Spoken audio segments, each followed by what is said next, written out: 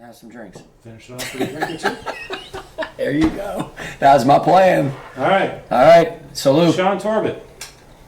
Welcome to Now's Down Under, man. Thank you, Al. How you doing? I'm good. How are you? I'm fabulous. Absolutely fabulous. I'm thrilled to be doing this shit. I'm glad to be here. Thanks for having me. So, Lexington's about to lose you, Yeah. but you've been here a long time. Yep. How long have you been in Lexington? When did you move to Lexington or Lexington County? Because I think you were in Gilbert. Well, I let's see, moved in 1998. I grew up in Wheeling, West Virginia, right on the Ohio River, Steel Valley, America, and I played college baseball at West Virginia Wesleyan, and then I got into coaching there, became a teacher, went back home, taught at Little Bridgeport High School, right across the river in Bridgeport, Ohio for 4 years. And in 1998, I made the move to come to Lexington. My younger brother, Jason, had already moved here. And so I looked around, and I lived in the Rust Belt, and it wasn't getting any less rust. And I just decided there's a better opportunity for me. And he encouraged me. He's like, hey, there's all kind of teaching jobs here. There's just a lot going on. The economy's a lot different. You know, I was worried about losing my job a little bit there. And so packed up all my stuff in a Dodge Avenger and made the road down I-77. Thus the Guardians of the Galaxy. Yes. I had to rep it. I just got this for my birthday. For the Avengers. Yeah. Right? Yeah. And I had to wear it. I got it for my birthday about a month and a half ago, and I love Guardians of the Galaxy. So been here since 98. How old were you when you moved here? 28. All right, so 28 years you weren't here. Yeah. You were in West Virginia. I have a question about West Virginia. Is there any flat land in West Virginia? Not really. No. And I grew up in the northern panhandle up near Pittsburgh. So the culture there is very much Pittsburgh, and West Virginia is a unique place. It's a lot like South Carolina. How far is that from Morgantown? An hour. Okay. You go out of Wheeling, you go I-70 east to Washington, PA. You take 79 south, and you're in Morgantown. I can be at a Mountaineer game in an hour. I can be at a Steeler game in an hour, and parked, and so there, because West Virginia and Ohio are right on the river. You just call it the High Valley. You don't. So here I'm from West Virginia. That part of West Virginia that's like sticks up Yes. just to the west of Pennsylvania. Yes. It's like nobody wanted this land, so West Virginia's like, It all right, just we'll take became it. And that was actually the first state capital of West Virginia. Wheeling is where, when the Civil War was going on, that the delegates from the western counties of Virginia voted to stay with the Union and establish the state. So Wheeling was a great place to grow up. How my family got there was 100 years ago, when immigrants were coming to America. The mills needed all that unskilled labor, and that's how my family largely settled in Wheeling, to work in the mills. And so you had a lot of ethnicity. You had your Italian neighborhood, you had your Polish neighborhood, you had African American neighborhood, you had your Greek neighborhood, and everybody came to America and lived in their own little section. Lived in their own section, but they still went to work together. Still went to work together. Yeah. Together. Yeah, and I grew up in a very sports-minded culture. Very, very important. Because what I learned over time is athletics for those people was a rallying point of their community. It was a sense of pride. And you had a lot of pride in that area with high school sports. You had a lot of pride with being from there. It's really proud to be. We call it the Valley, because you got like I said, you got West Virginia, Ohio, largely 2 miles apart. And I mean, it's a river. And so here, I'll tell people, I'm from West Virginia. I'm very proud of that. But when you go home, it's more of you're from the High Valley. And it is a prideful thing. And I see so many people here because the economics of that area force people to move, like me. And it's really cool when you go to a store in Lexington and you see somebody from either West Virginia or the Valley, and you say, hey, where are you from? And they kind of look at you and you're like, no, where are you from? especially West Virginia, and you see the Mountaineer stuff on, and you say, I grew up in Wheeling, and then it's instant. Yeah, I do the same thing with people from New York. They're like, well, I'm from New York. Well, New York's a big state. Where in New York? Yes. Oh, I'm from near Buffalo. Yes. No, I'm from near Buffalo. Where are you from? Tell me where you're from. Oh, I'm from, Williamsburg or something. I'm like, yes, I grew up in Batavia. I know all about this. Or they're like, oh, next thing you know, you're best buds. Yeah. But prior to that, you're just like, yeah, it's another guy from New York or something. Yeah, and I can connect, and it's funny because when you say people you're from West Virginia, they automatically forget the west part and think you're from Richmond. I'm like, no. Shenandoah Valley? Yeah, I'm not from there. We got a lot more valleys in West Virginia. Yes. Virginia's got a nice big valley, but West Virginia's got more valleys. West Virginia is, it's kind of like being, like here, it's kind of like being in a small fraternity. You're proud of where you come from. They're good, a lot of good, hardworking people, but it is. The hills are unbelievable. The mountains are, it is what it is. And, I wouldn't have traded my upbringing for anything. I enjoyed it. I was a kid that was involved in, obviously athletics has been a big part of my life, but I grew up in an area where I was constantly surrounded by a game or family, and our family unit was important. And my mom and dad's family, they were really tight, and so my two uncles still live back there, so I every summer I get a chance to go back and see them and relive the old days. And it's kind of cool because now that my son Jake is out of high school, last week I got to take him back, and we get to go hang out and do the things that when he was younger he couldn't do. So we have a good time, and the culture there is just a lot of good people. So, I consider myself an extension of that culture, probably like kind of you, where you grew up, and anybody who's Everybody moved around here definitely thinks I'm a Yankee. So. Yeah, oh yeah. And it's funny because people from West Virginia will go, you're from Wheeling, at it, but it's a good place for sure. So, yeah, country roads take me home. My experience in West Virginia was driving south out of New York once. Mm-hmm. Didn't think my air conditioning was going to make it the whole way, Mm-hmm. and it didn't. But what it did was the whole engine crapped out on me. Just over the border out of Pennsylvania into West Virginia on 79, I think it is. Yeah. But it was as I was pulling into the first rest area, Yeah. cars just off the expressway, engine stops, I got just enough motion to coast into a parking spot. Most beautiful place in the world. Yeah. If I could live in that rest area, I'm like, this is awesome. It's probably the one right in Morgantown. It is. I Yeah, ended right up there, getting out of ended up Mount getting Morris, PA, yeah. Getting a hop over to Morgantown. Yeah. Got a car to rent, to drive home. I had to leave my car there for repairs. Yeah. The Morgantown Toyota gave me a Toyota Prius, I think with like 50 miles on it or something. Yeah. And talked to the guy there at the dealership. Next thing you know, we're like, well, what do you, are you into whiskey at all? Oh, I'm into beer and whatever. And I came back to drop the car off and get my car. Mm-hmm. The guy gave me I think a 24 pack of whatever the local craft brew was. He's like, man, you're so good. And he's like, yeah, just here, I had to give this to you. I'm like, so Did you ask him if it was made in a brewery or to come out of the woods? Well, I think both. I think it's the same thing. I think the brewery's in the woods. Yeah. Now, whether it's commercial and licensed, I can't tell you. Yeah. It was good. That's all. Not surprising. Trust me. I know. But it was a great little visit, and and I would never have stopped. It's like I live in South Carolina. Never would have done that. I would have driven through South Carolina a number of times and have driven through it. Never ever figured I'd live here, but I love it here. Yeah.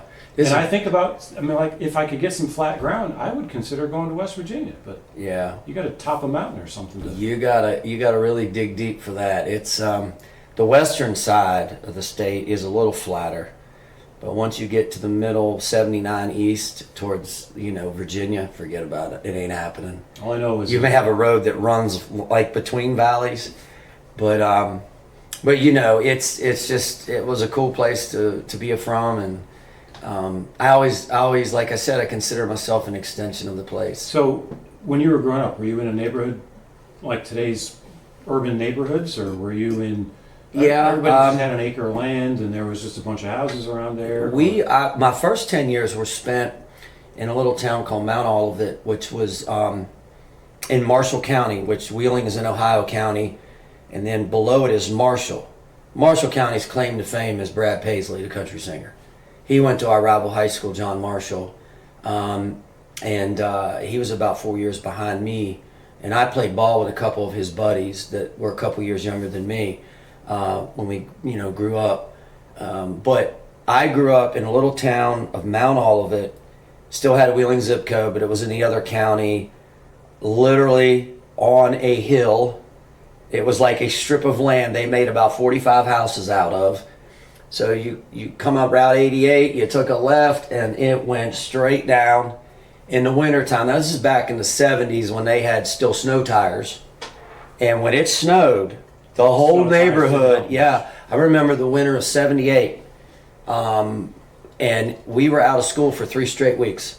It was a blizzard in the whole neighborhood because the salt trucks wouldn't come down there. We literally every day, people were digging out snow. We had snow tunnels and it was crazy. And dads would go down to the bottom of the subdivision to get a running start. Be spinning sideways. So I spent my first 10 years there. That's where I started playing baseball. And then when I was 11, we moved to Ohio County, and it was a section of Wheeling called Bethlehem. And it was on top of the hill, imagine that. And so my first 6 years of school, I went to a Catholic grade school. Our Lady of Peace, we had the white shirt, navy blue pants. I had nuns for 3rd, 4th, 5th, and 6th grade. And they were all Irish, and we had to say every prayer in the world before lunch. We had church on Friday during school.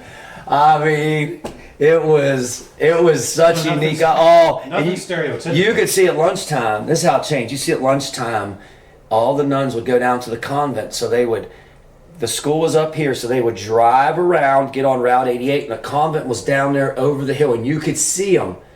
When it got to be like 12:45, they were getting back in their car, and then of course they're on their way. You got 5 minutes, and the kickball game was starting getting serious. And but it was a great upbringing, and I grew up in that environment. And then in the 7th grade, I had an opportunity to go to a private school, kind of like around here, like a Hammond school or a Heathwood, and it was called Lindsley. And in the early 80s. They were a military school, but they had just come out of it, and they had decided to go to the ties and the sport coats, and so they were starting to scholarship kids that could not, quote, meet the financial tuition. And so I was one of the first of the scholarship kids. And I spent 2 years there. Is that because they liked you? Or I don't know. I think I wore out my welcome because then in the 9th grade. He knows his prayers. Andy plays baseball. Yeah, and I had to wear a little tie to every game. We show up in our ties. We could not travel in sport like sweatsuits or nothing. And it was really not a bad thing. I liked it there. But the one thing that I realized is I was separated from my home friends. The guys in Bethlehem, most of them in our town, Wheeling, we had the private school Lindsley. We had the public high school, Wheeling Park. And we had the Catholic high school, Wheeling Central. And so a lot of my friends were in the public school, and I was going to Lindsley. So summer baseball, we'd all hang out in the neighborhood and we'd play together. But when it came to school, I was in my own little place. And so in the 9th grade, I made the move back to, at that time, the public high school. So the public high school and the Catholic high school opened up against each other. Well, my sister went to the Catholic high school, and me and my brother went to the public high school. So it got to be a little heated that week around the house. Like, you could feel it. And but it was cool because none of the 3 schools had boundaries. It was, we all grew up together, and you may like go to this school. It's kind of like in Lexington now with River Bluff and Lexington. Right, you got some overlap. You got overlap, yes. Yes, and I grew up on a street where 5 people went to Wheeling Central, and I went to Wheeling Park. So it was just part of the woodwork there. And so, and I enjoyed the competition part. And, I had the opportunity, like I said, to play college baseball, and it really, how my life here has developed as a pitching coach. This is unbelievable. Like, we talk about life, and we talk about, even with young people today, being a teacher, about accepting change, and even as adults. And I didn't pitch in high school. I was a outfielder and a leadoff hitter.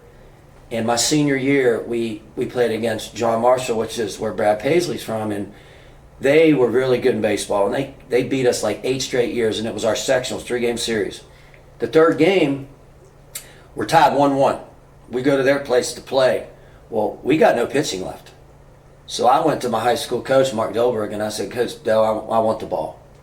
I'm a senior. I said, my career's not going to end on anybody but me if it does.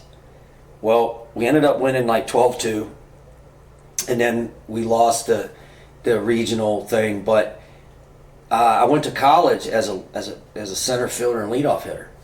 Well, that's the only game I pitched in high school. Well, I go to the fall, and it's our last fall ball game.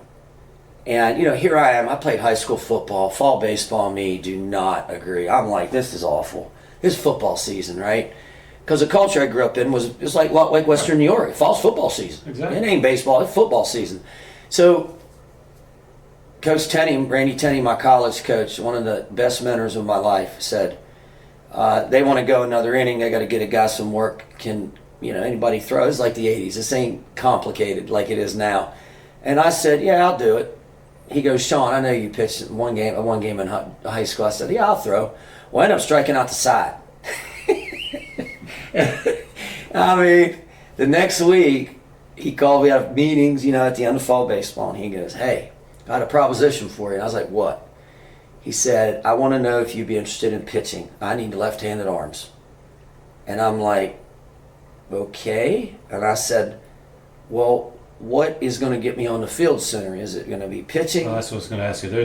That's a sacrifice. It's a sacrifice, and I wanted to hit. I was a good hitter. I still was struggling to get used to the college game, but I hit 400 in high school. I stole 25 bases. I was your typical leadoff guy, and I scored a lot of runs. Had a great eye to play. Got a lot of walks, and I looked at him and I just said, well, what's going to get me on the field sooner? He goes, pitching. I said, all right.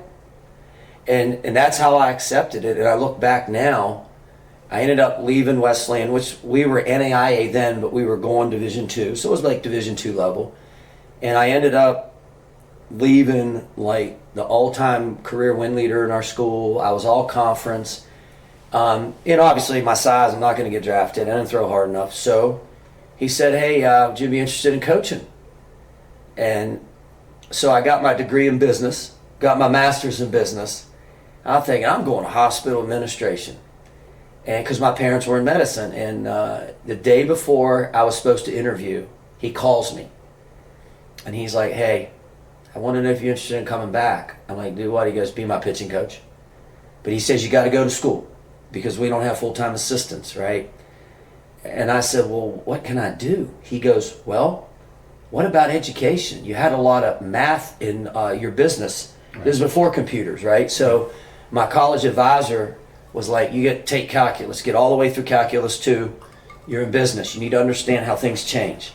So I did. So I had about 3/4 of the math education courses done. This is after your master's already? This is after my master's. So I graduated in 91. 92, I busted 36 graduate hours in a year and a half. So August of 92, I'm done with my MBA. And I'm going out the door. And he says, what about math education? And I said, well, what the heck, So here I was as a 22-year-old coaching guys that were my teammates 2 years before. And from that day, that man let me call pitches. He let me learn. He let me do my thing. And he got out of my way. And I was like amazed by that. And I took that responsibility and I just said, okay, it's time to get it done. Because you don't get it done, you won't be here. So me and a couple other guys made our $300 a month. We had a joke. We called it the Boulevard of Broken Dreams. On the bottom end of campus. I mean, we had a guy on that in Buchanan, West Virginia, right? We had a guy that ended up having to go to court because they said he had a fake used car lot.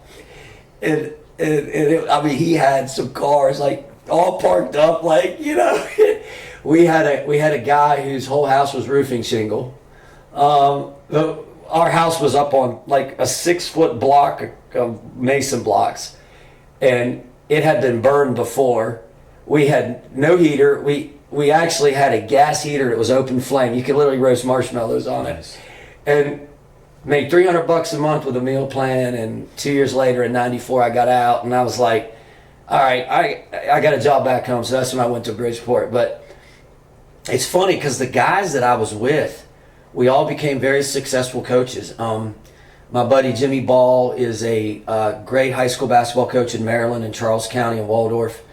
We had a guy, Herb Hand, who was in Division I football, big time football, Auburn, Texas, Penn State, West Virginia, as an offensive line coach. And he's now at Central Florida with Gus Malzahn, and he's getting to the end. Ron Boyd, my buddy, we roomed together in undergrad. He was a coach at the Citadel for the last 9 years, offensive line. And I look back on it, and I look at all these guys that come from this little tiny school. And, you know, and I think sports-wise, people don't realize the people that come from West Virginia. The Bowdens, Nick Saban. People don't realize Nick Saban. Why is West Virginia so good at that? I don't know. You know what I've learned? Back in the day, old John McKay used to be at USC with the Buccaneers. Rich Rodriguez, who started in our conference and was at West Virginia and Michigan. It's crazy. And the people I meet here in high school from West Virginia that grew up there.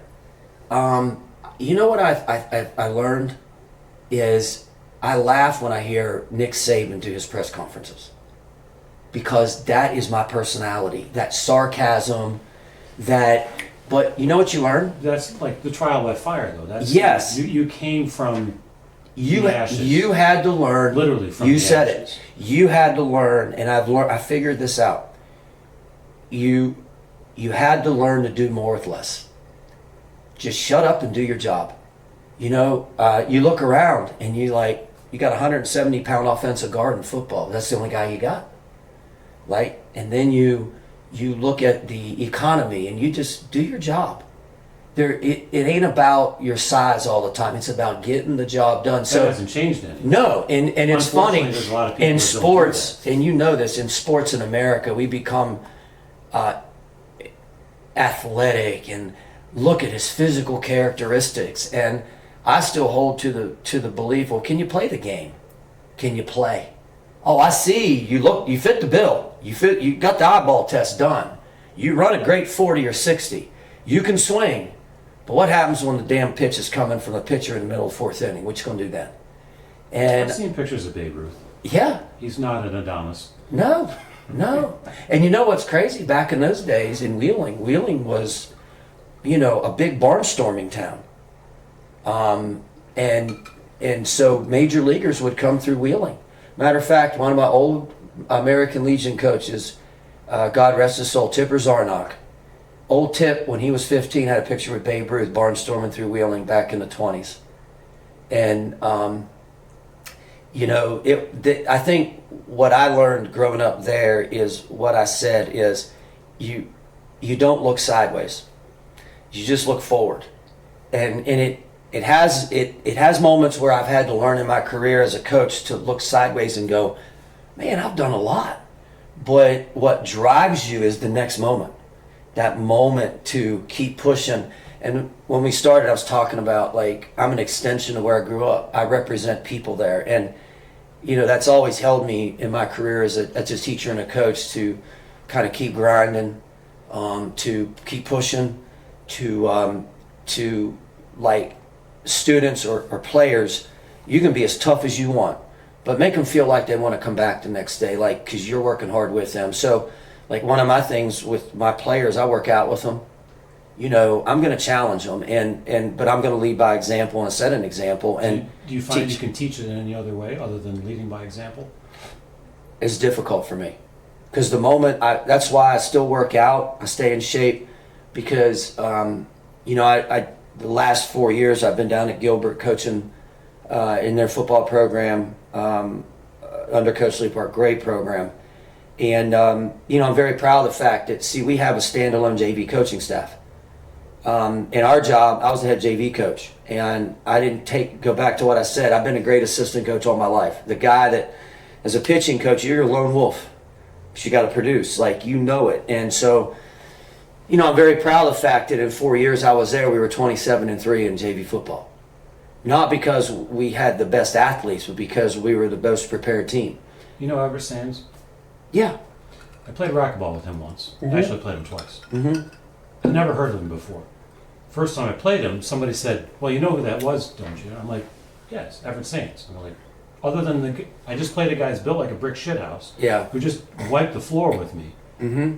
Other than that and his name, I don't know anything. He's like, well, go check him out online. Yeah. So I go check him out online. And, played starting running back for the Citadel, was it Bulldogs? Yep. I hate to offend the Citadel people, but sorry guys. No. My uncle went to VMI, so key desk. So in any case, I get to play him again. Yeah. And I'm like, so Everett, when I played you last time, I said, I don't know who you were. I said, somebody said I should go look you up, so I did. I said, 4 years as a starting running back for the Citadel. I said, second all-time leading rusher. Yeah. I said, I'm not impressed. Every school has a second all-time leading rusher. Yeah. So great, you're the Citadel's second all-time leading rusher. I said, but there's this other stat that came with you. Never tackled for a loss. That's pretty good. In 4 years. I'm like, dude, how do you do that? And has anybody else ever done that? Yeah, Jim Brown. That's it. It's him and Jim Brown. Yeah. That's Everett Sands. I'm like, how the hell do you do that? He says, you just look ahead and you fall forward. Mm-hmm. He said, I depended on a good offensive line and I just fell that way all the time. So we're playing along. I drop a ball in the front of the court. He's all the way in the back of the court. The court's 40 by 20, so he's a good 38 feet away from the ball. Mm-hmm. So what is that, 12 and a half yards? Mm-hmm. It's about this high off the floor. He doesn't even bat an eye. He runs up there and gets it. And he wins the point. And I'm like, all right. So I stopped. I said, Everett, that is why you never lost yardage. Because in your head, you don't bother looking around. Mm-mm. You just go. I said, you started as a kid, probably running away from your brothers in your backyard. Mm-hmm. And you learned, you better start running. Don't think first, just run, and then think. Don't waste the time thinking before you do it. And he looked at me, he goes, that's pretty true. I said, let me ask you this question. Mm-hmm. I said, how's your driving? I said, when you drive and your wife's in the car, he goes, oh my God, she complains about it all the time. I was like, yeah, because as soon as you go slow, your brain starts thinking too much. Yeah. And I almost beat him in one game of racquetball because I just started playing easy. I just hit the ball slow, hit it right back to him. And I told him, I said, I almost beat you by just hitting the ball back to you, and you didn't have to run. I said, your brain doesn't work if your feet aren't moving. That's pretty good. That's pretty good, Alan. That's really good. Because you know what we say in coaching, you got to get downhill. I have this phrase in football when you talk to running backs, because every young kid wants to run wide. Well, the field's only so wide until you're running out of bounds. Get downhill. And I say you run to cut. You don't cut to run. And, it's funny that way. Get vertical. And, I think part two is the athletic mind. If you have a competitive mind, it doesn't have to be an athletic mind, but all athletic minds are competitive people. But it means you can think under pressure. You can think of it, and you do. And one of the things that I've learned in coaching is that you learn to separate your emotion from your objective thinking, because if you can't think well under pressure, then you ain't coaching. What do you bring? I used to say this all the time to people when I moved here. I was at Batesburg, Leesville for the fall, and then in that spring I got hooked up with Tommy Williams, the old head coach at Lexington, in spring of '99. We won state title. We were 32-3, one of the best teams ever. And here I come walking in as a pitching coach, new, and I used to say to myself, bring your brain to the game. That's what you do to help your kids win, is you bring your mind. You don't bring your emotion, you bring your mind. And that's one thing that I've always held. Even though I'm an emotional guy and I come from an emotional culture, tough and hardworking, and but at the end of the day, I think the most successful people maintain their cool under the most stressful moments. And that's what I've learned. And it's funny, because of my natural personality, you learn to separate. We take them personality tests. Well, I'm a teacher. I'm one of every one of them things in the middle, because you have to learn that that's how you have to know when to acquiesce. You have to know when to take charge. So you have to know when to lead and when to follow. You figured out at some point, hey, you know what? I'm going to get an MBA. I'm going to be a hospital administrator. I'm going to do something in business for my career. But then something changed.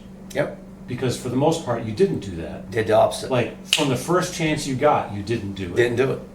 And you know what's funny is I taught Providence Stats for the last 20 years. And to the point where I don't even use a book.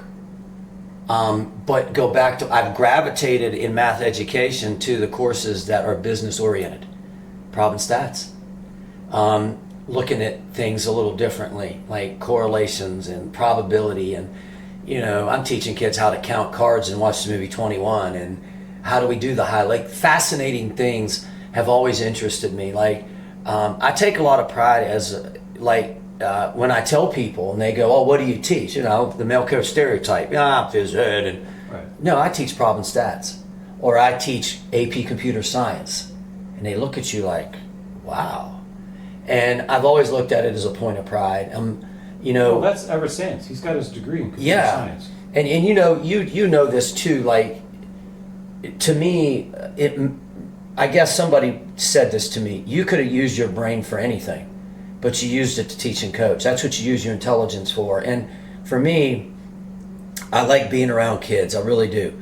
I like knowing I do a good job, because no matter anybody who teaches and coaches, they won't say it. It's true. We're pleasers. We want to do a good job for people. That's why we do it. You take a lot of pride in doing a job that few people wouldn't attempt. And you take a lot of pride in the long hours. And then what you learn along the way is, I'm at that point now after 30 years where you're like, what drives you is your ability to adapt, because the game changes. Sports today is very different than it was even 10 years ago. But you have a better perspective, I think. I'm able to look back on it all and go, man, I've done a lot. And I wouldn't have it, really any other way. I couldn't imagine. And I got frustrated with my career so many, twice. I left teaching before, back in 2007, and I'm going to be an investment advisor. I'm going to do all that. I'm going to put my MBA to work. So I got my Series 7 to 66 licenses.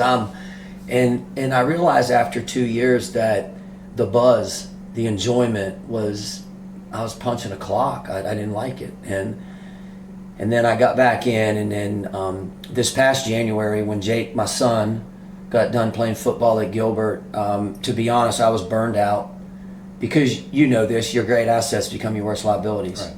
People in an interview go, what's your great asset, Coach Torbett? I said, I work hard. What's your worst liability? I overwork. And it started taking a toll on me, because my success, you get into that habit of more and more and more, where you can only give so much. And I just got to a point where I was so burned out that I left. I said, that's it, I'm done. I got to do something else. Well, it took me about 4 months, and I said, I kind of miss it. Never thought I'd say it. And then you mentioned at the beginning, it's the rewarding part of it working is. with the kids. It's very rewarding. And teaching Yep. is, I don't know, I think I'd like to do it, Right. except that I don't think I would do it really well, Yeah.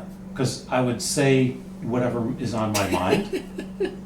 You And it's learn not what always- to say and what not to say. It's not well received all the No, time. it is. The guys I work with now, they're like, well, what should I do here? And I'm like, well, this is what I think you ought to do, and if you don't do it, you're a moron. Right. And they're like, hey boss, that's maybe not the nicest thing to say. Right. I'm not here to assuage your feelings. I'm here to, answer your question. Right. Go talk to your bartender. Yeah. I mean, it really is. Like, Speaking of your bartender. yeah, let's have one. Know when to do what. That's what I've always said in teaching. And it's not perfect. And it's a challenging job. But, like you said, it's rewarding. But you know what? It's made me a better person. I've learned a lot along the way.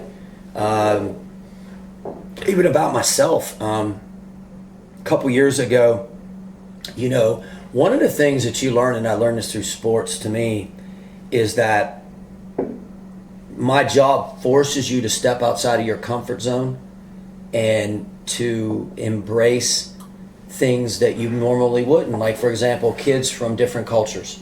One of the things that I started in December 2020 was learning Spanish, because we have more and more students that are from Latino countries or Hispanic countries, the Caribbean, and you know, they come here. Listen, I don't care how they got here. I'm not a politician. I'm a teacher. There's 8 billion people on this planet. I'd Yeah. like to meet some of them. I'm not going to meet Yep. all of them. Yep. But the ones I do meet. Yep. So I don't mean to get just to distract No, you go too ahead. much. Sure. One of my favorite poems is Robert Frost's The Road Less Traveled, or The Yep. Road Less Taken, or whatever it's called. Yep. Anyway, you get to the end, and it's, you know, I took the road less traveled, and that made all the difference. To me, that means it made all the difference to the road, not all the difference to me, because if you read the rest of the poem, it's about, well, there's two equal roads. I could have gone down this one, I could have gone down that one, and that morning they lay equally well. No step had trodden black. Yeah. So there's nothing different about the two roads. Right. So you chose one to go down, or you choose one to go down, but doing that trods footprints. You're changing the road Yeah. by walking down the road. Yeah. You get to the end, and I took the road less traveled, and that made all the difference to the road. Because I trod down that road. I left my footprints there. And I look at that as saying, when you go down the road, make sure that the road you go down is made better by your passage. Yep. Make sure that the people you meet down that road, that their lives are improved and enhanced by your passing.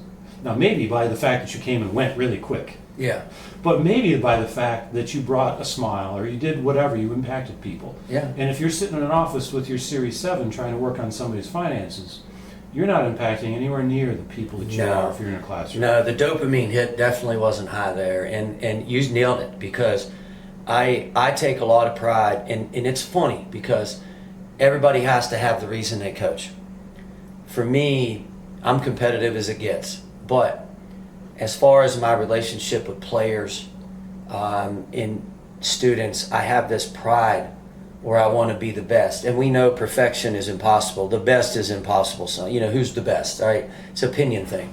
But I always wanted to be the guy, and this is no lie. I said this 30 years. As a matter of fact, on Facebook the other day, before my first varsity football game I ever coached at Little Bridgeport, Ohio High School, Bridgeport Bulldogs, September 2nd, 1995.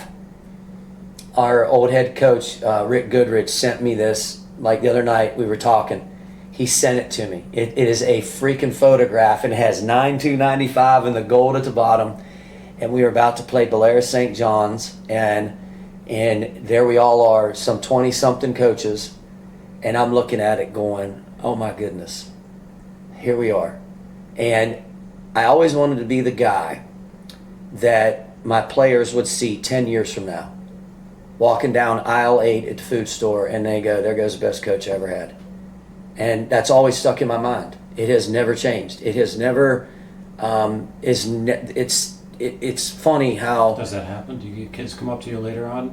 Yeah, it's crazy when that photo got posted, and I posted on Facebook, because I don't post a lot on social media anymore, but I post stuff about my kids. I post stuff like memories, and I had a kid from the teams in 90, 94, 95, 96, when we were small school, 250 kids. Back then in Ohio, it was tough to make the playoffs. We went 9-1 one year and made it.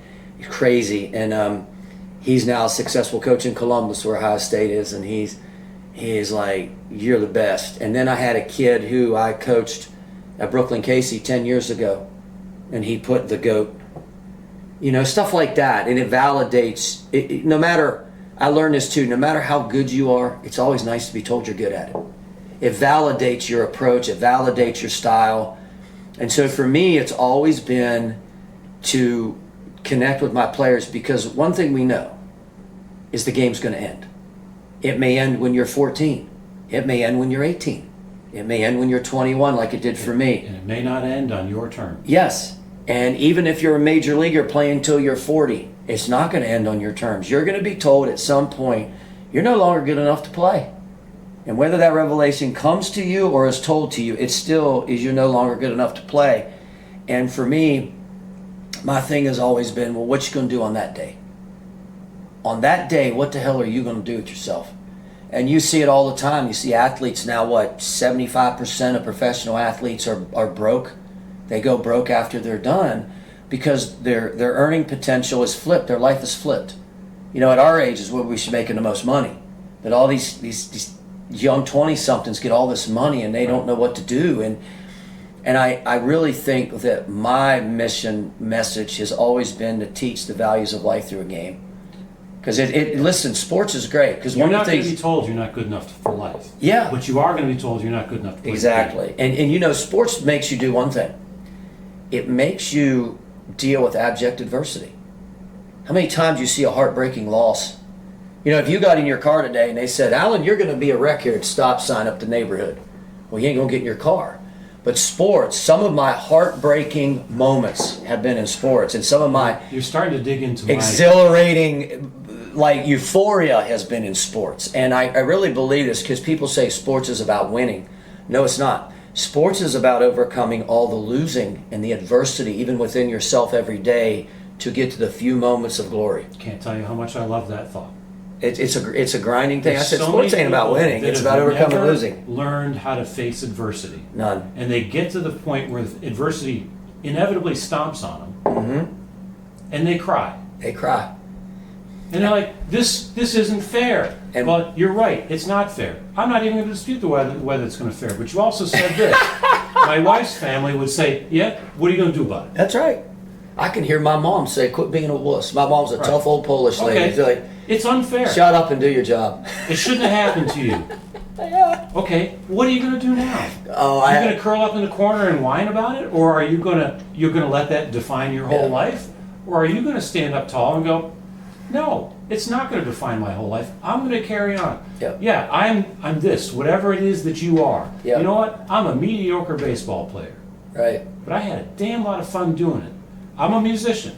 Yeah. The opportunities that I got as a musician over my years, oh my God. Well, you think of all the people you met that you would have never met in your life if you weren't a musician. You think of all the personalities and the friendships you made. The stories that I had. The stories. Yeah. I showed up in Florence 3 or 4 years ago, probably more than that now, whatever. And there was somebody else that was going to be playing first trombone. The first trombone player couldn't make it. I was playing second trombone. The first trombone player couldn't make it, and at the last minute they needed to find a sub. And the lady who was putting it together called me up. She said, do you have anybody you can recommend? And I said, frankly, no, I'm sorry I don't, but good luck with that. I get there and I said, who did you find? Mm-hmm. And she says, well, I found this guy, Connolly, I forget his first name, sorry. I'll remember it soon enough, I guess. But I'm like, say again? Who'd you find? Turns out, this guy she found, he's teaching over at Coastal Carolina. Mm-hmm. He and I went to school together in his freshman year in college. He left to go to Eastman School of Music because he was a phenomenal trombone player. Right. And he goes to the Eastman School of Music, which is one of the best music schools. I was going to say, that sounds up there. Yeah. Right. And he goes off and has his career. He's playing on cruise boats and whatnot. Ends up over in East Tennessee or East Carolina, or in Coastal Carolina, and gets called for a rehearsal. And I'm walking in, and here he is. I haven't seen this guy in 30 years. Yeah. I'm like, what a freaking honor! What an honor to show up here and play with this guy in this this beautiful cathedral we were playing in. And I'm like, that's just too good. But that's the kind of thing that music brought to me. Yeah. Not that I was ever going to be a professional musician. I never was. I was mediocre. Right. I was probably better than average in some circumstances. But yes, the opportunities the people. But it's always been about the people. Yeah. That's the thing. And I think there's so many people today that don't get that. You know what I called it? I called it the journey. That's what I call it. And it's funny, the parallels of life, like how you call it the journey. And, I think the one thing that I've taken from all my experiences is exactly what you said, and that is the people you've impacted. Did I do it the right way? The people I've met, I've enjoyed the ride. And, I thought, like I said in January, I thought, maybe I'm done. I'm done. I don't even, I think you do know this, but, my mom's family has a history of autoimmune diseases. My mom has lupus. My older sister has lupus. My mom's cousin, Stevie, had alopecia, lost all his hair. All these crazy immune things from that, Eastern Poland, Ukrainian culture that's very prevalent, came with my family. And I can still remember my great-grandmother, my Baba, because, in Polish culture, that's your grandma. And I can remember her sloughing along, and oh my goodness. And she would show me pictures of the old country, and I'd sit there for hours with her and look at all these pictures of, she grew up in Lviv, which we now know is Ukraine, but back then it was still part of Poland. But I can still remember vividly my growing up, but my mom got lupus, and then in 2001, we talk about life's changes. Here I am, this hotshot young pitching coach, 32-year-old Superman. First 3 years at Lexington, we won the state title in 99. In 2000, 2001, we were in the upper state finals, semis. We had 32-3 in 99, 27-5 in 2000, and 28-3 in 01. And in June of that year, I'm engaged to my wife Becky, and I'm like, man, something's wrong. I had these soreness in my feet, like I had, like fasciitis, and I'm like, what the heck? And then 2 days later, my ankles are swollen. I'm like, something's not right. You don't sprain two ankles and not know it. Like, I'm sorry. Well, then within a week, it went up my legs and down my arms, and I can remember the symmetrical pain. So August of 01, I got diagnosed with rheumatoid, and it was crazy because I wore flip-flops to school for 3 months straight because I could not wear shoes. I couldn't put them on because I was so swollen. We look at our veins in our hands. I didn't have any. Like, I was so swollen.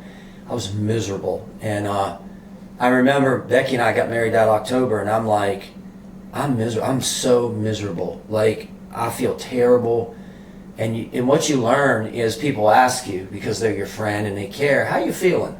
Well, at first I'd be like, you really want to know? And then I realized that they were just being nice. And I learned to say, we go back to Overcoming Adversity, I learned to say, I feel great. In the meantime, I couldn't even open a door. It took me 4 years to throw a baseball again. It took me 2 years to jog. And when I did in 03, I ran 2 miles in 45 minutes. Now, anybody knows anything about running?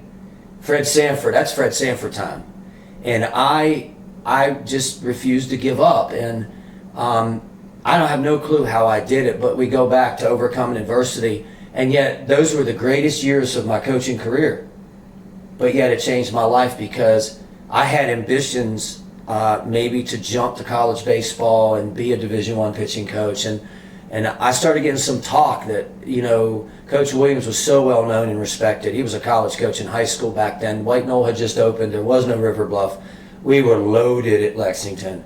And I had a platform to make the jump from high school to college. And, in the moment, it all changed. And I learned having a chronic disease is in life, you automatically become a survivor. You're not an achiever. You're a survivor.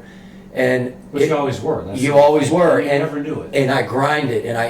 So I got on in 04. I was miserable in those 3 years. And yet, we're 27-5 in baseball. And I couldn't even stand up. Like, it was amazing. But I willed myself, and I started in 04. It all changed. I got on the drug Embro, which had just come out. All these immune blocking drugs and how they work started coming out, and so I ended up getting on that, and it saved me, like immediately. And I was on it for 10 years, and I was about 70%. So this whole time from '01 to 2014, when I'm sitting here limping along, but I'm starting to feel a little better. In '07, I ran the Kewah Marathon because I wanted to be the first person to qualify for Boston who was taking Enbro. Well, I had a shirt made up. I sent it in to Wyeth, which was the pharmaceutical company that, well, in '08, Pfizer buys them, right? So I got involved in a volunteer network. So because I'm a coach and I'm out there, right? I'm socially acceptable. Like, coaching's a big deal. It's never a good thing when you look in your glass, you're like, What is that? there's a little black residue or something in there. That's all right. I don't know if it's from the glass or from the... Anyway, so the question here is, we not just to interrupt drink- your story, yeah. how'd you like that? I like it. Let's have another one. So in '08, Well, the other one's coming from the other bottle. yeah, so, This is a special edition. ooh, All right, so this is their regular high cotton yeah, from Hollow Creek. This is a high rye bourbon, which Yeah. means that it's mostly corn, but it's second most grain, and the second highest grain in the mix is rye. So it's Gotcha. a little bit atypical. gotcha. This is a single barrel. So you make your whiskey, you distill it, you put it in a bunch of barrels, you age it for a time, you take it all out, you mix it together, water it down a little bit, put it into a bottle. Yeah, That's this. This is, hey, we found some barrels that we made and everyone's its own barrel. that are exceptionally good. Right. So they had a little party over there one time, about a month or so ago, Yeah. with some single barrels. It's like, okay, here's 4 barrels from this collection that are exceptionally good. This is from barrel number 1. But this is literally right out of the barrel. In That's other words, awesome. I took it out of the barrel, I put it in the bottle, I put the label on it, I put the seal on it. So it's a little higher A proof. little higher grade. This is a high octane. Yeah, I got you. But along with high octane Yeah. comes high flavor. There you go. So it's the same stuff, Right. but not watered down like that.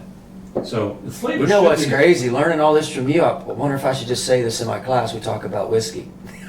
Yeah. There you go. Here, go see this Yeah. episode on Al's Down Oh, Under. that was down under how whiskey. But you know what's crazy?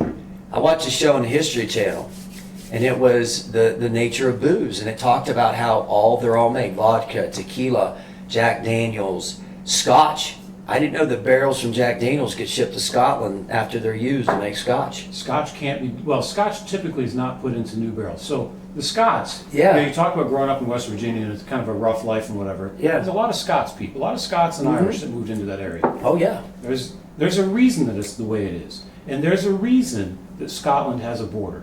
yeah. Because the Romans came up there and they put a wall there. That's a get. We And they said, you people stay up there in Scotland. We Yeah. don't want you down here.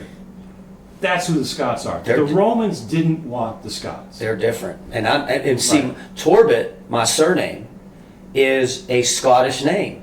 It's the only name in my family that's not Polish. Think So- about that. And there was a guy, crazy story.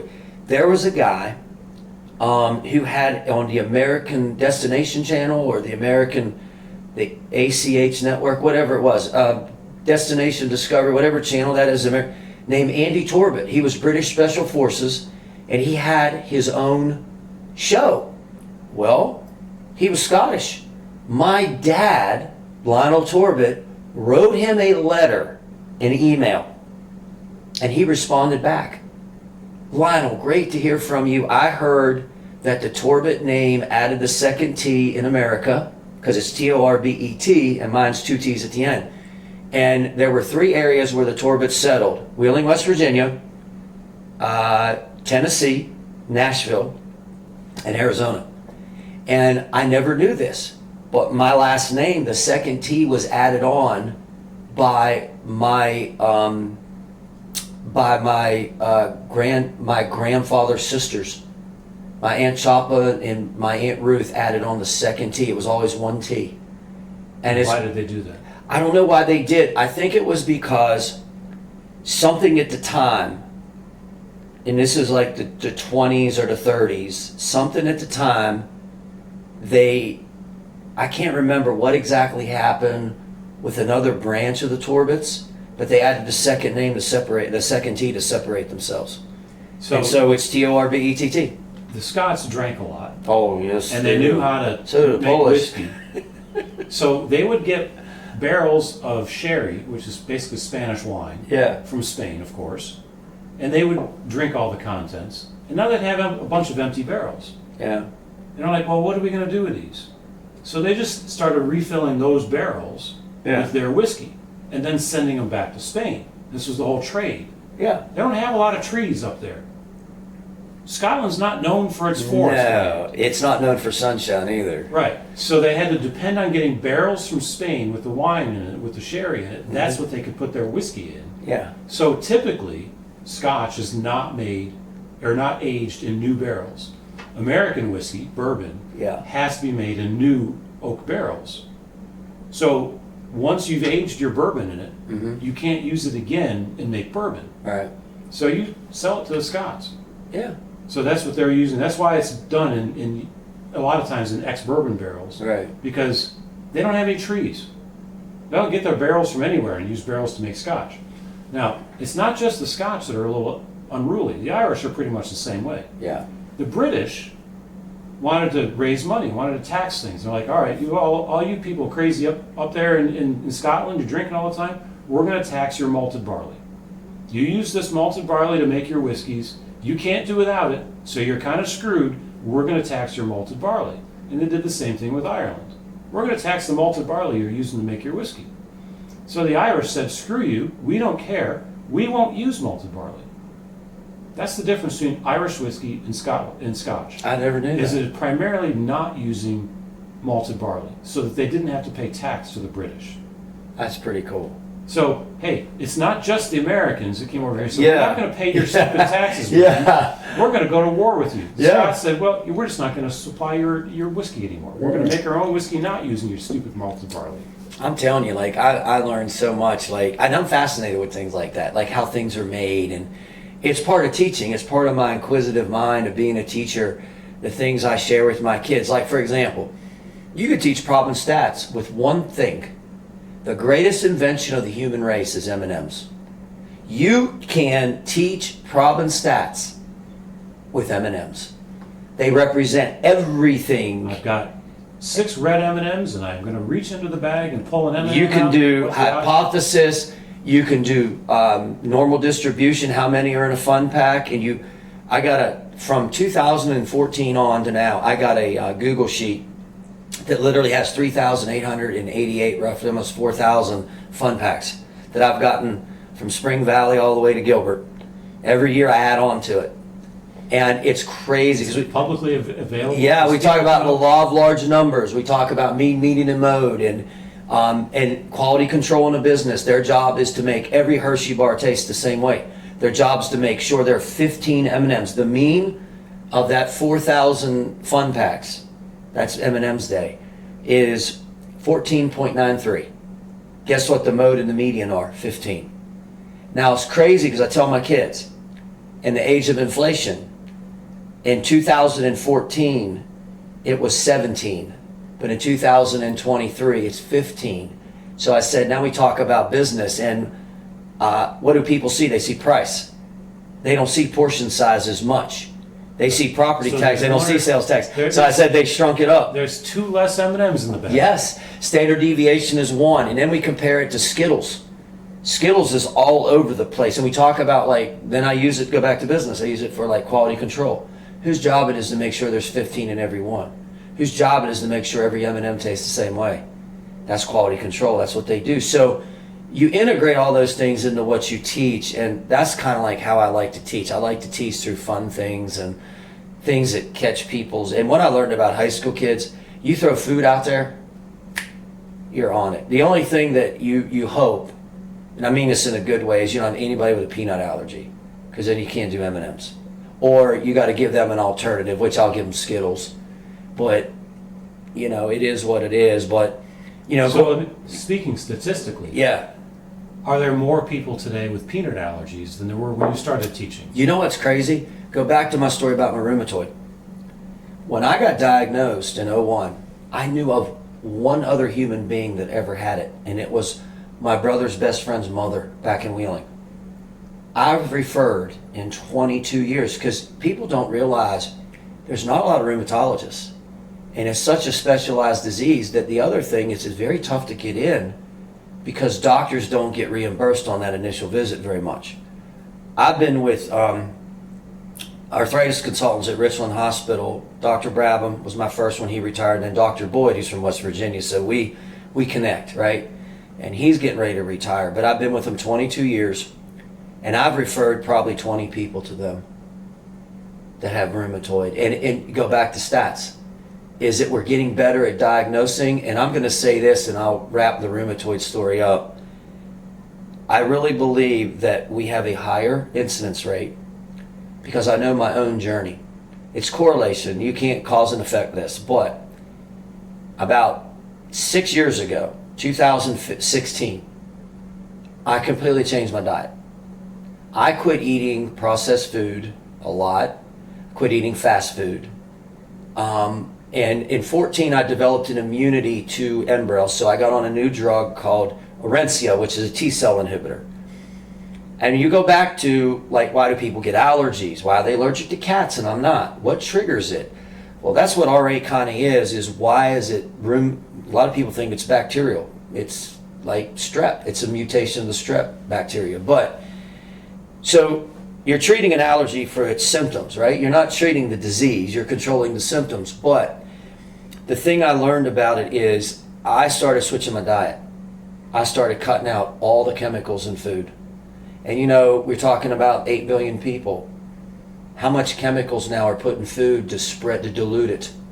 How much is really real? Right, because you got to feed a whole. You got to feed a whole bunch of people. And we're not a bunch of hunter-gatherers. No, and people are living longer, birth rates, whatever. But I started eating. You know what I did? Crazy, being a coach. Tom Brady, right? He has his own website, and I think I mentioned it before, TB12, his own food line. And I'm thinking, this guy's been in damn NFL for 20 years.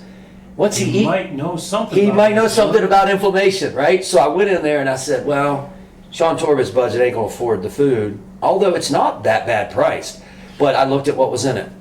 Spinach, kale, peppers, lots of them, every kind.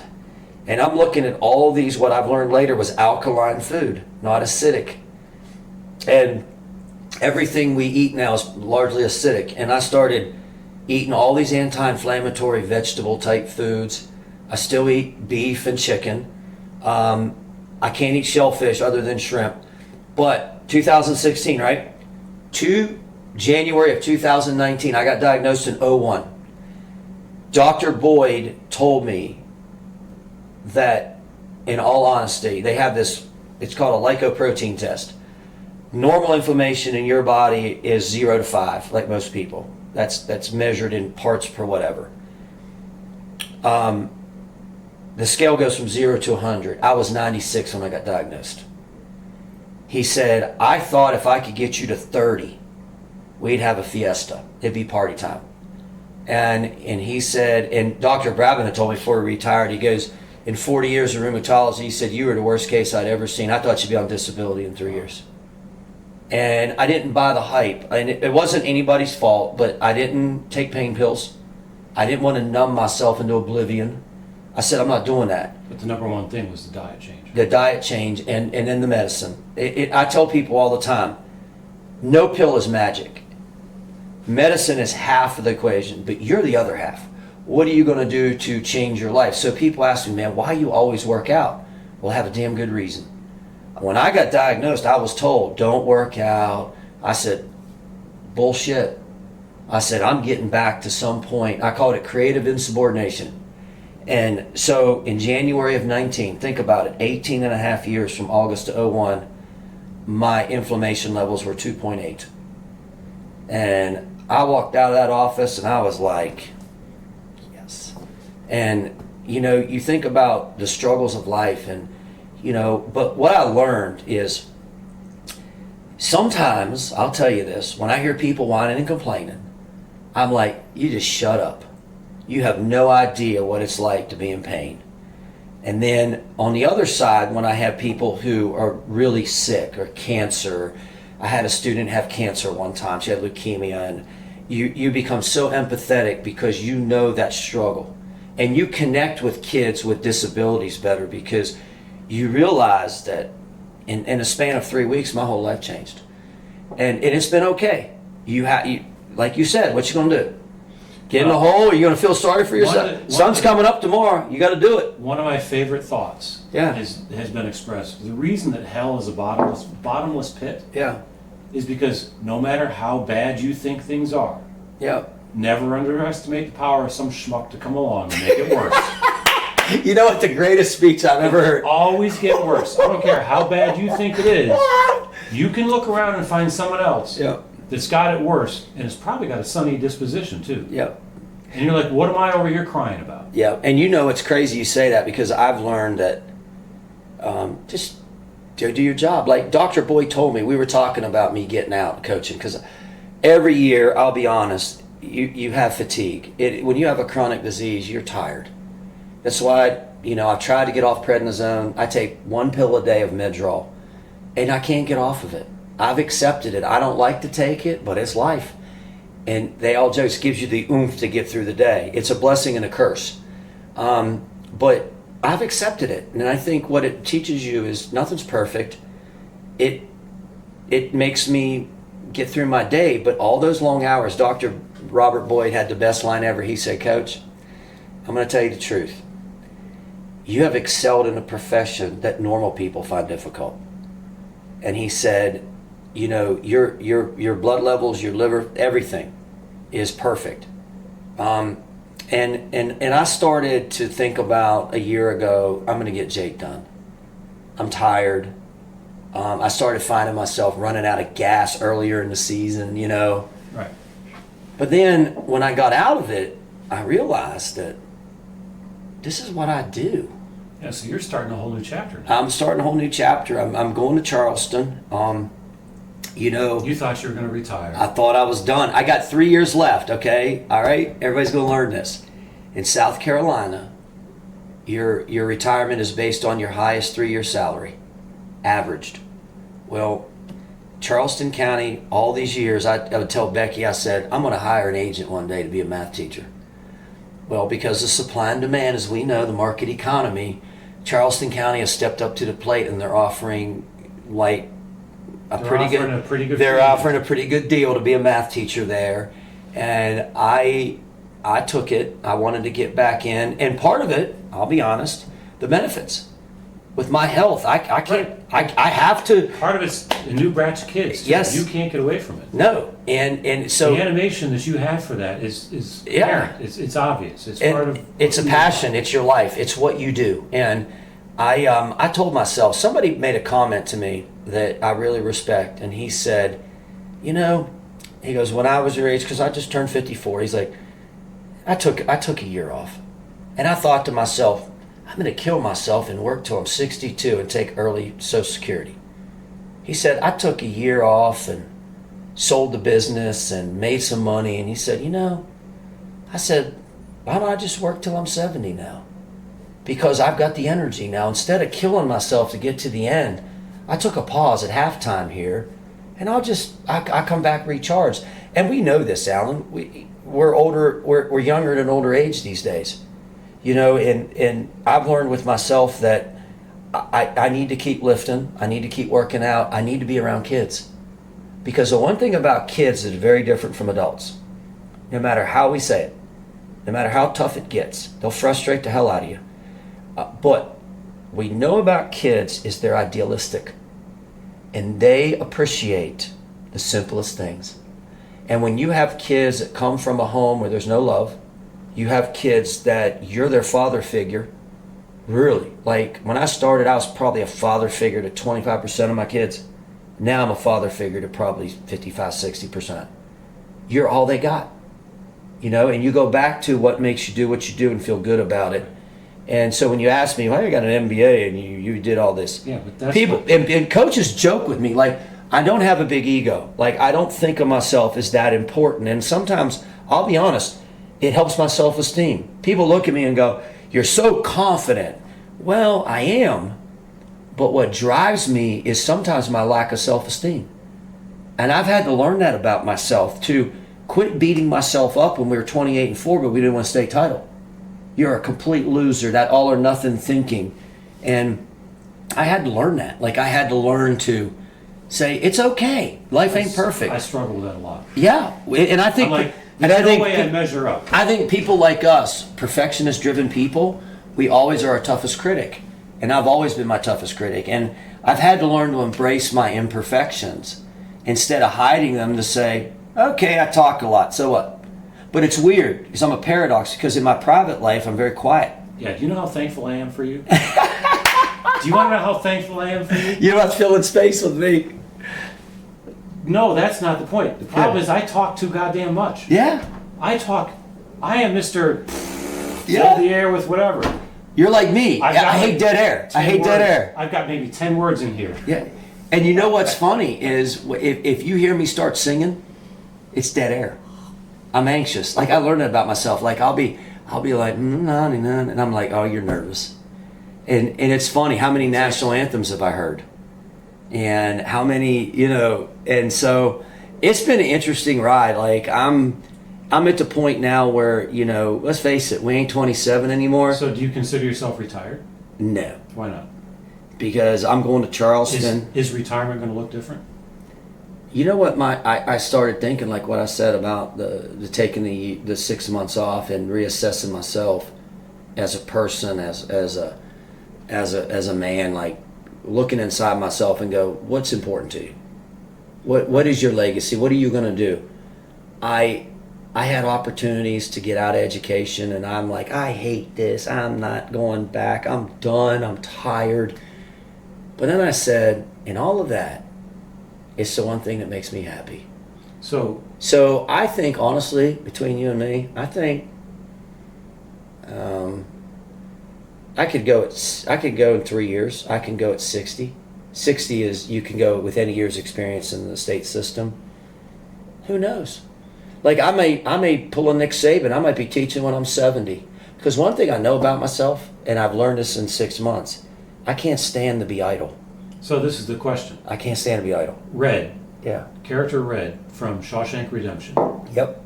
You know the line Great I'm gonna movie. quote, right? Yep. Say it. Get busy living. Get busy living. Get busy dying. Yep.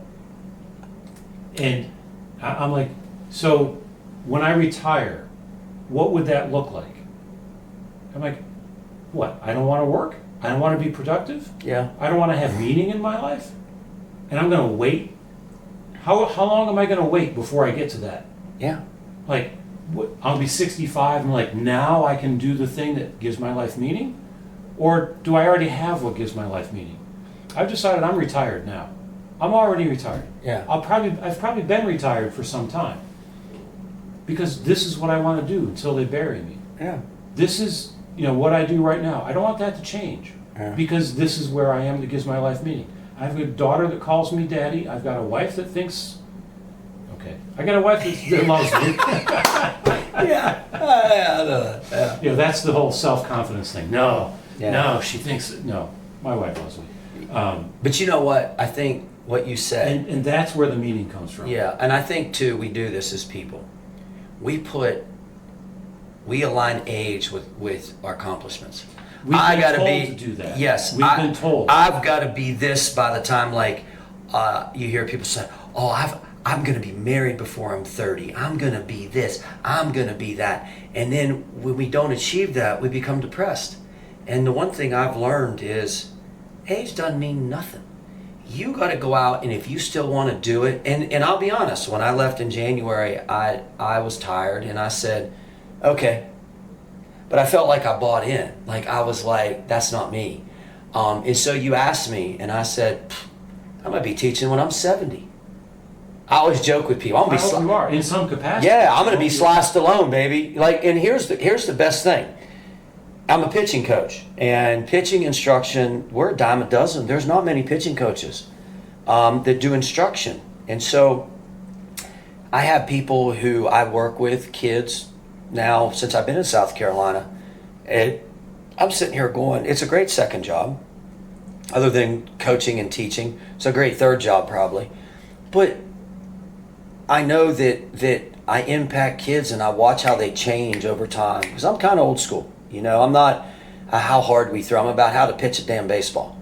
And when I was with the Blowfish, because I was a pitching coach there in 19 and 20 with the Blowfish, those college guys loved me. Because you know why? I was one of the few people that taught them how to pitch baseball.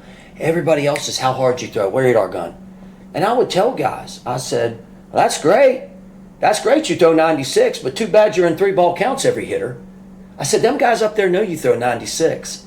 I said, why don't you try throwing 93 and get guys out? And it's like, Coach, I never heard that. And so my generation of Greg Maddox, Tom Glavine, Doug Drabeck from the Pirates, you know, all these guys that I'm trying to think of some of the old knuckleballers. Yeah. Throw like Well, my first 55 job, hey, my first job at Bridgeport High School, I lived down the street from Phil Necro's mom, Miss Ivy, in Lansing, Ohio. You're like, you throw 55 miles an hour Yeah. and you're striking people out? Yeah. A lot of people don't know Yeah. this, but you probably remember this guy, John Havlicek. Mm-hmm. John Havlicek and Phil Necro were best friends growing up. They grew up across the street from each other. They both went to Bridgeport High School. And then Phil's younger brother, Joe, was my parents' age. But I brought something, what I always tried to see was bringing something to the table. And so when you asked me that, I said, you know what? There's no limit on life. There's no limit on age. Well, you don't know when it's going to come to an end. Yeah. That's part of the problem. That's You part of mentioned the this problem. earlier, right? Yeah. So, you know, there was a story happened, I don't know, 5 or 6 years ago. Ladies driving down I-20 out here, and the tree falls on her. Mm-hmm. No, she didn't know she wasn't going to make it home. Yeah. I know. Who can predict a tree falls on you? Mm-hmm. You know what? You wake up in the morning, you better be pretty glad that you woke up in the morning, because you got that day. You got it.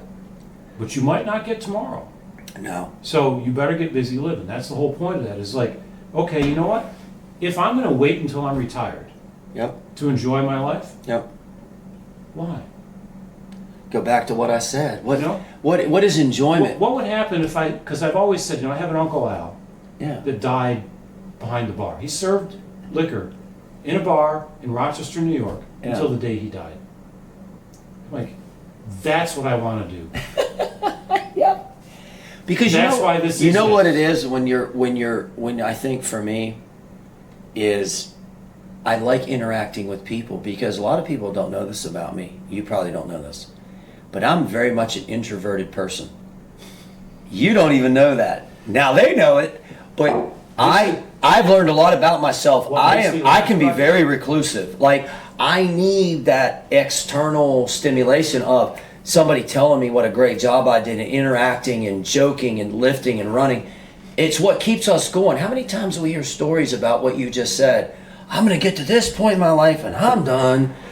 And then they wilt away to nothing because they have nothing to do. The thing that cracks me up. I'm not going to be that dude. I might be teaching when I'm 70. Although I got to renew my license this year, so I may People change. that know me Yeah. are going to go, holy shit, Alan says that all the freaking time. Yeah. And I tell people, I'm shy. Yeah. I've been telling people since, I'm so I shy. can't tell you how many years I'm I've been terrible telling shy. people. Like, I'm shy. And they're like, you are not shy. Oh, yes, Yes, I I am. am. I have to really work. When you at go this. back and we watch this film, look at how much I'm fidgeting because I have to learn. And I tell kids in school about my own. I said, I'm a shy person. I coach, no, you're not. I said, yes, I am.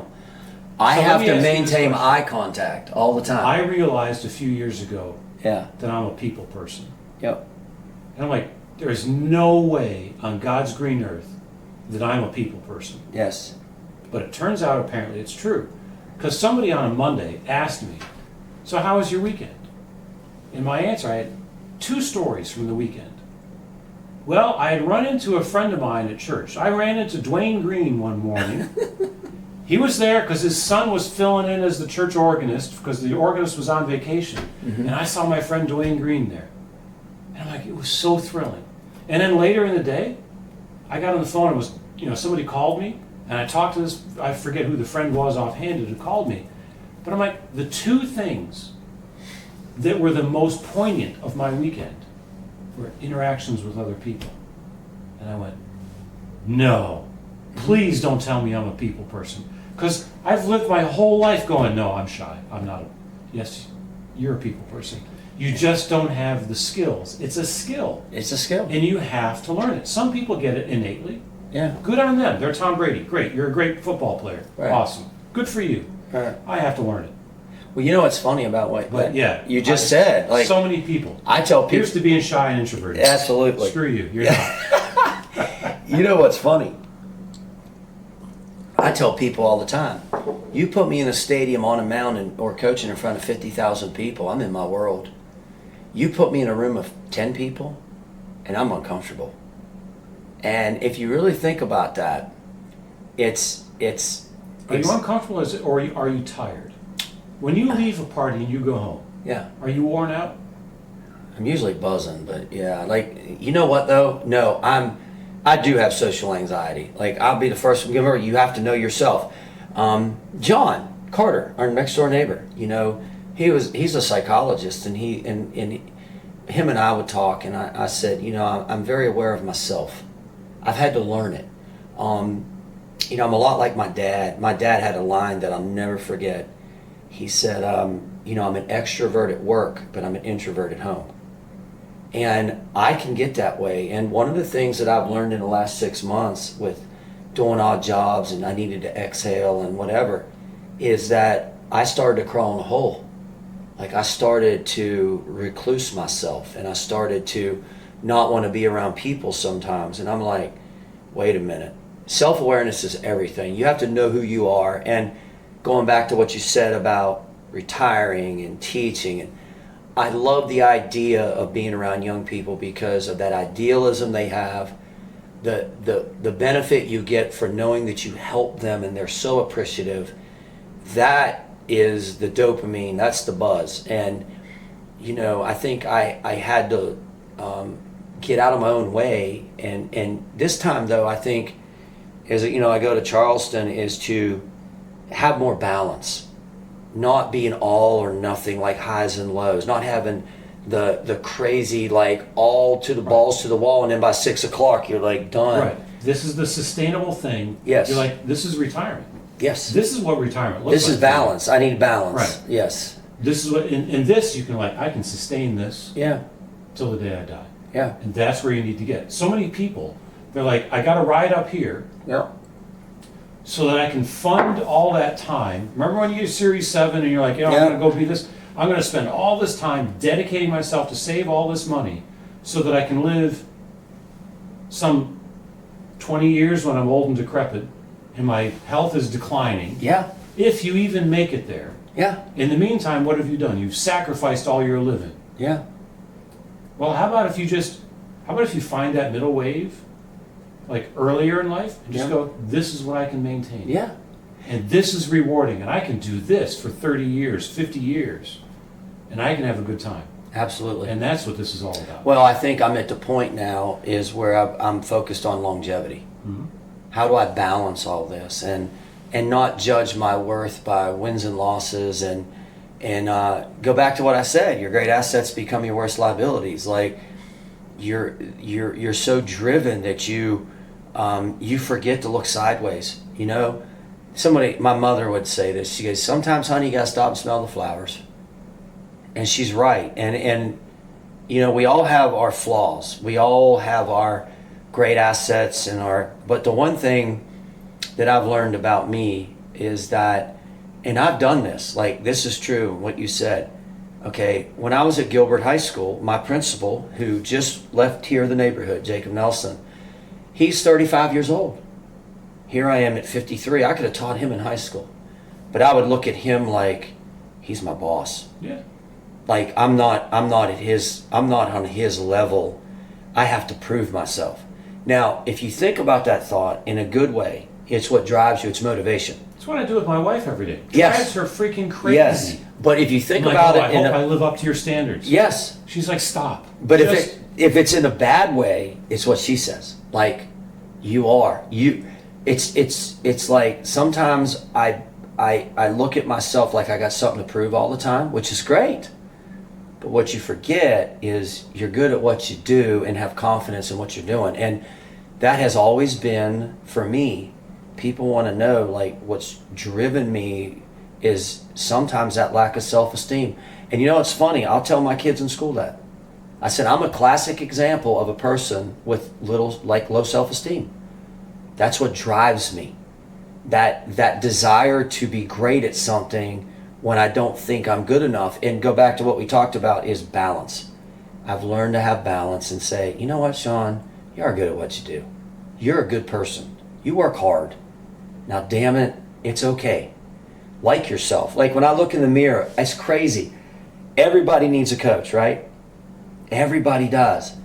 There were times when I would drive home and I would put the mirror on myself, and after a game and we didn't win, and I would literally yell at myself about, I can't believe you did that. What are you thinking? Now think about that. Do you know how commonplace that is? Do you know how many people You suck now are going, yes, that's me. That's exactly what I do. It's that competitive mind, like, it's never good enough. We gotta work hard. Right. Dude. And we all have wives going, what the fuck is your problem? Oh, Becky would look at me like, what the hell's wrong with you? And you're like, you're good enough like you are. Yeah. You're like, no, I'm not good so enough. when I get around perfectionist people like you, we could talk all night because that's the way we are. We're built that way. We're if it's not right if we're not in that lane, if we hit the yellow line in the middle of the road, it's over. And I've had to learn to step back. And you know what's, truthfully, I think having rheumatoid has helped me balance it, because you learn that there's nothing perfect. Right. You got to survive, brother, and you got to do your best, and it's okay not to be perfect. And so, you know, like, it's crazy because if you think about it, you've been here, what, 15 years? Almost 20. Almost 20. We've been here at 23. I looked at Robbie Curvin, my neighbor. We moved in the same month of the same year, May of 03. And I'm like, God, where's, you know, your parents say time flies. You're like, where did all the time go? I just said the same thing this morning about how fast time goes by. I'm like, I don't know if it's a function of aging, that somehow it gets faster, or maybe the Earth actually is spinning faster. Yeah. I don't know, but it certainly seems like time is flying by. It is. And you know what's funny is you go through the age we're at now and you start thinking about, you know, like, oh my gosh, like, I'm closer to dying than I'm living, you know, like being alive. And you're asking me about my career, and I'm like, nah, I'm not gonna worry about that. I'm not aging. You can't change it. I'm not fond of this aging process. No, it's terrible. All. It's terrible. No, not happy, not liking it. I don't know what it is. I don't care. Yeah. I'm like, nope, this ain't for me. But you have no choice in the matter. No. So what are you gonna do about it? Just embrace it. What can you do? And the thing is, like, go back to what we said. When you're gonna retire, I don't know. I'll retire when I'm ready. You see guys now like, you know, like Nick Saban. You know, Monongah, West Virginia, like, he's 71 now. You see a guy like Steve Spurrier. You see, you know, we're all extending life now. You know, I think the average age of an American male is now 79. I think I can be president 30 years from now. You could be. You know, it's crazy that you said that. Because as crazy as the thought is, you know, hey, we got a president now that's 80 years old or whatever, however old he is. Yeah, and the one before him was, and we all thought when Ronald Reagan was president, he's 70, he's old. The next president apparently is going to be 80 plus years old. So hell, I have presidential aspirations. Yeah. Just be like Sly Stallone, just start getting more HGH going. All right, Shawn, I think it's a good place to wrap it up. Let's wrap it up. Here's to living life. Alan, thank you for having me, buddy. You, sir. Appreciate it.